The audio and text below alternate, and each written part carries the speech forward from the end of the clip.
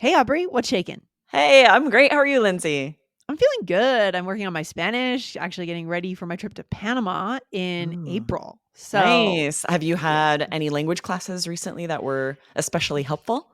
Yeah, I found myself a tutor over on italki, which is my go-to actually when it comes to finding a tutor that I could just get language practice. When I learned Arabic, when I learned Portuguese, that didn't go so well, my Portuguese, but Mm, coming back to Spanish is the most natural thing because I have the base, the foundation. But yeah, it was nice. great. It's been great. I get on with this tutor once a week and we just chat for 30 minutes. It's really casual. It's more of a language partner than anything. Okay, amazing. And so today's episode, we're diving into something really interesting because Lindsay, you were telling me about a class that you loved, you felt was so helpful, Yeah. where your tutor, your teacher was asking you to describe a task, right? And we realized Yeah. that we want our listeners to be able to do this.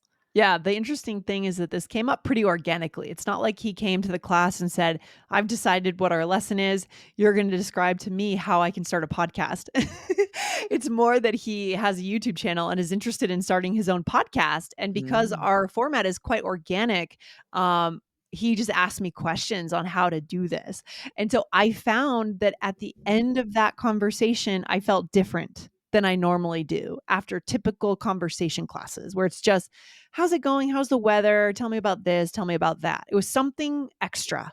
yes. So you were describing to your teacher how to make episodes, record, get a co-host, and this felt sort of Mhm. felt different than what you normally would Another do in a level. class. Yeah, because there was also the element that he asked me, what would I do first?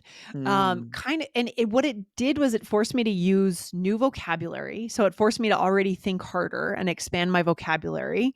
I think one of the challenges our listeners might have at the B1, B2 level is that we're reusing the same vocabulary over and over and over. I mean, the number of times I've described my year traveling through South America, how I learned Spanish, it's over the top, Aubrey, so yeah. many times. But have I ever told someone what the steps are to launch a podcast in In Spanish? Spanish? No. No.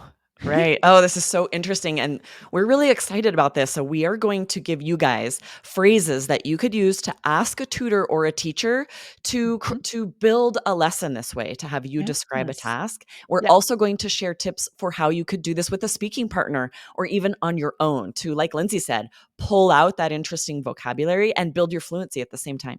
Exactly, because we're adult learners, right? Where I'm Right. an adult learner of Spanish. I'm not a child. I am not expecting the world of my teacher. I am going to guide my teacher into what I know is going to work for my language learning. Right? And that's what we're showing you guys how to do today. So good. Yes, exactly. Yeah. But first, be sure to hit follow, guys, right here on the All Ears English podcast. We have 4 episodes every week. And if you're not following, you are for sure missing Yes. some of these awesome tips. Yeah, we're bringing in our real life experiences here too. It's cool that we all learn languages at different times, right? I mean, I know you're fluent in French, Aubrey, and you have a lot of experience to bring into the show for our listeners in language learning. Absolutely. We've maybe Yeah, talked about French too much lately. I think we've gone I over can't the help top of it. I love French. that. All right, tell us a little bit more about what our listeners should know today. Yeah. Okay. So, first, we're going to teach you how to ask a teacher to structure a lesson like this. Mhm, And of course, we're going to share this later. So, stay to the end to find out how to do this with a speaking partner or on your own as well. mhm, But first, we're going to dive into how could you ask a teacher about this? Because I don't know about you, Lindsay, but when I have a teacher in Spanish or in French, I mhm. have a tendency to just expect them to lead, expect them to create a I lesson. And know. then sometimes I'm disappointed. Whereas if Right. I advocate for myself and take control and have ideas for how I would like the class to go, I think I would feel more fulfilled and happier about the class afterward. Yeah, I mean, in an ideal world, that teacher will come with complete lesson plans, and they should. Don't get me wrong; they should be prepared. But at different levels, like what I had signed up for in italki was much more of a conversation class, and he doesn't come prepared. But I don't know if that bothers me as much for what I need. So what we ended up doing, but he asked good questions, and Mm, we end up in interesting conversations. And so I found that I was using kind of transition phrases and next and after that, and mm, interesting things that I never would have said if we were just, tell me about your absolutely. year traveling in South America, right? What do you do in your free time? These are too basic at this level. Exactly, right. So, and because Lindsay felt how useful this class was, we're Yeah. going to give you phrases so that you could ask a teacher to structure a Yeah. class this way. So, Sure. your first one, let's dive in here, Mhm. is you could say, I would like to set a goal of being able to describe a task. Can you help me with that? Because Hmm. then you might find that this teacher is like, yes, that would be fantastic. That's going to pull out vocabulary and help you become more Yes. fluent. And then might have lots of ideas about the different tasks you could describe. Well, actually, it's gonna tell you a lot about your teacher too, That's the true. way they react to that. Is this a teacher that is good for you or not? Because if they react like, "Oh, that seems like work," then obviously we wanna move on and find another teacher, and there are tons of them on Right. sites like italki, right? Great. So then another thing that we could say is I would like to be able to describe different tasks that I perform in my daily life. Could you ask me follow-up questions as I describe the task?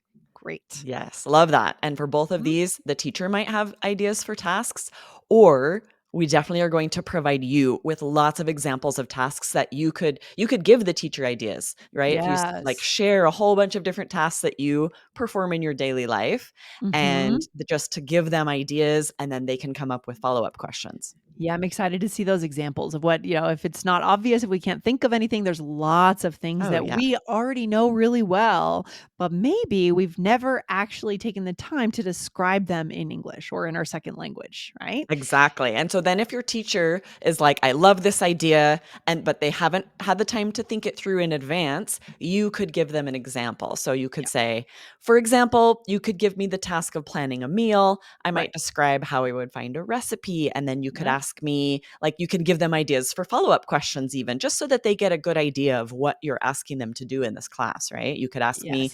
which ingredients would be needed and the steps needed to buy them and Mhm. what steps would be needed to prepare the meal. And then I guarantee you, your teacher is going to start thinking, oh, okay, this is very doable. We can Yeah. just pick a task and I ask you follow up questions. Think about all of the different steps to complete that task.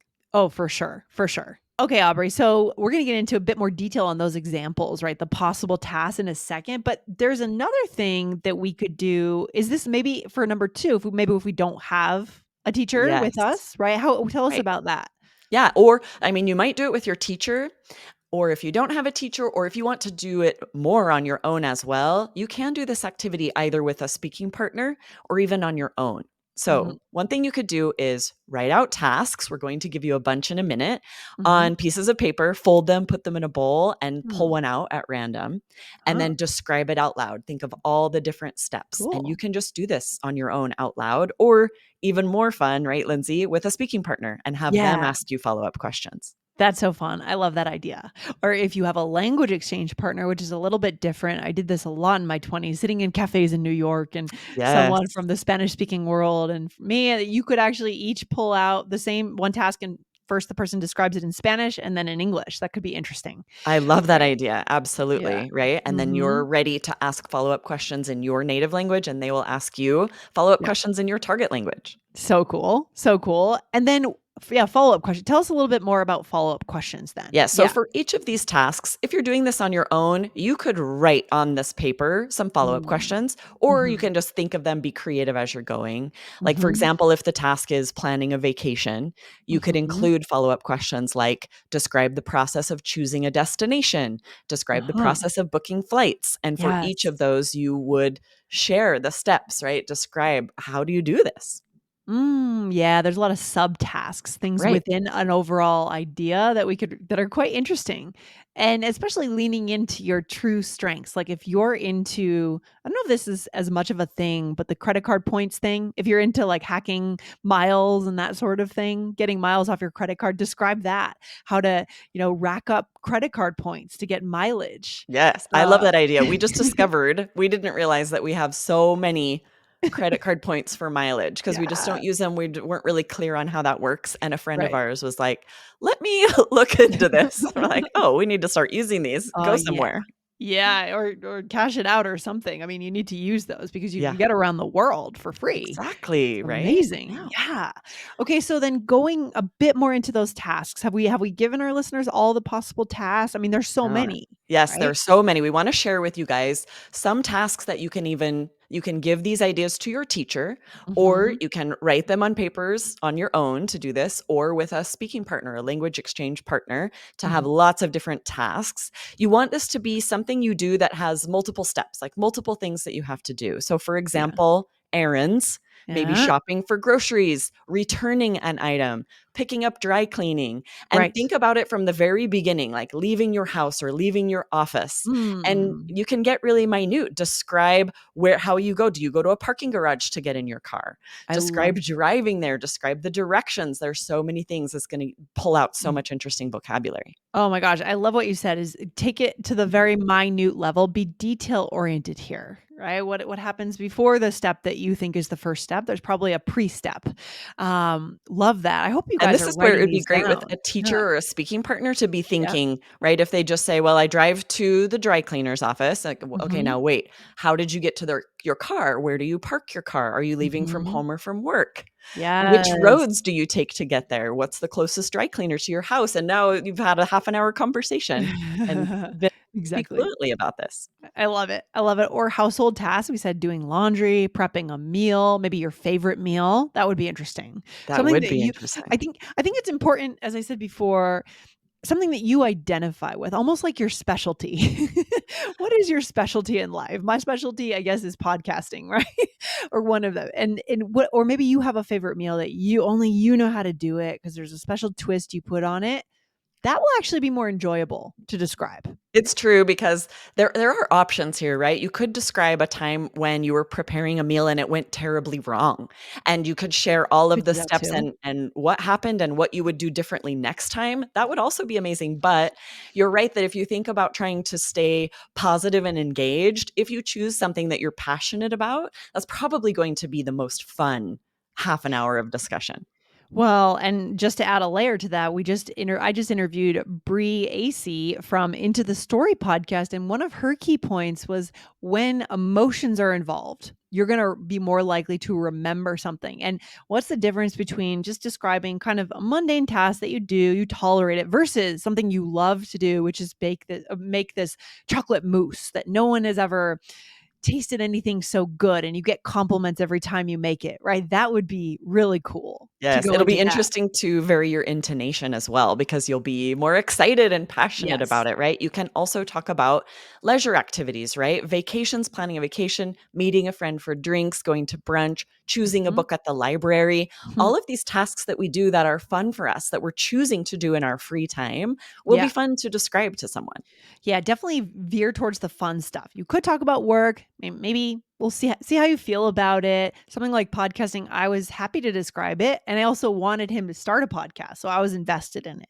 Right? So describing steps of a task that you complete, ordering materials, submitting reports, scheduling meetings, finding clients. This could work on your business English, right? Yes, absolutely. And if you think about if you're practicing with a teacher or a speaking partner, you could just have the question be, describe a task at work that you do really well or that That you you're do good better at. than anyone Yeah. else because that will pull in that Mhm. passion. Like this is something I love and I know I'm good at.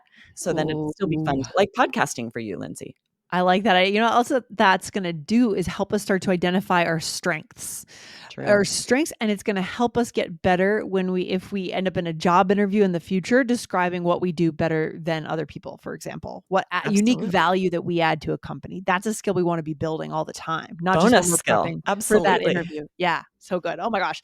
We are just saving the world today, Aubrey. Yeah, right. Well, you have a little role play. This is going to be fun. Lindsay, you are my language teacher in this role play, and Okay. I'm going to ask you to help me structure a task this way. Ready? Yes. I would like to set a goal of being able to describe a task. Can you help me with that? That is a fantastic goal. Describing a task will help you build fluency and use new vocabulary. Awesome.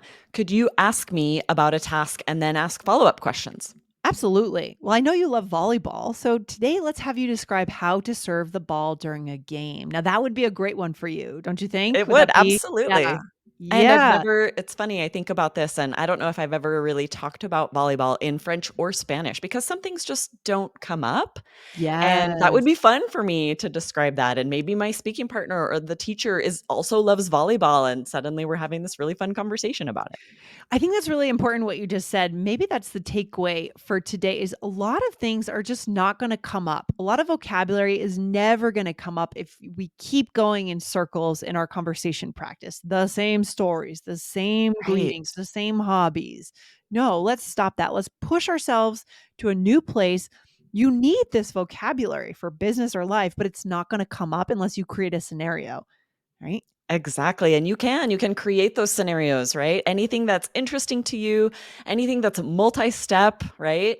Whether it's Multi-step. with a teacher or a speaking partner or by yourself alone. It's also fun just to Yeah. practice, to get the practice you need so that you're ready for those one-on-one conversations. Yeah, I mean, and don't forget, guys, we all have something that we do better than most people that we're uniquely good at. So figure out what that is first, and then in your next lesson, ask your tutor to listen to you as you describe it and ask those questions. This is really empowering and Yes, exciting. I love it. I'm Yeah. so excited for you guys to have your next class or to chat with a speaking partner and try this out. Yeah, I love it. In our community at All Ears English, if you're in one of our courses, you can always find speaking partners right there in our community, in our social media community, right, Aubrey? We have a Yeah. special group just for the courses. Yeah. Yes, and we have Open Conversation Club every Mhm. week. I just hosted it this morning. It was amazing. So many students from Oh, all over the world, professionals at a high level of English, and we use conversation starters. We're gonna have to do this in one of our Open Conversation Clubs soon. yes. I was Describe just gonna tasks. say, maybe this will be one of the breakout rooms in Open That Conversation would be Club. yeah. Yeah. Be like, Guys, hey, and now we're gonna describe a task. interesting. So stay tuned if you're in one of our courses or if you join one of our courses, you will be automatically invited to Open Conversation Club as a bonus. So check out our courses, guys. Go to allearsenglish.com. Aubrey, good to hang out today. You too. Thanks, Lindsay. I'll see you soon. Take care. Bye.